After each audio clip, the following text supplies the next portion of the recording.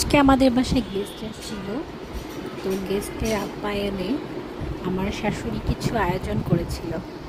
প্রথমেই যেটা দেখতে পাচ্ছেন এটা হচ্ছে চিকেন চিলি অনিয়ন, আর এটা হচ্ছে রেগুলার টিকিয়া, কাতল মাছ দিয়ে পটল, আর ছিল গরুর মাংস, আর এর সাথে ছিল রোস্ট, আর গরুর মাংস ছিল, খাসির মাংস ছিল, এটা হচ্ছে খাসির মাংস।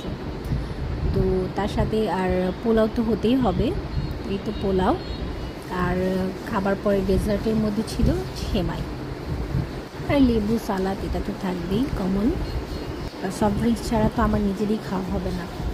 তো এই তো একটা ছোটোখাটো আয়োজন।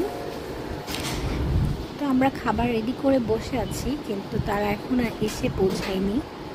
তারা আসলে একটু দূর থেকে আসছে, তারা বলছে যে রাস্তায় অনেক জ্যাম ছিল।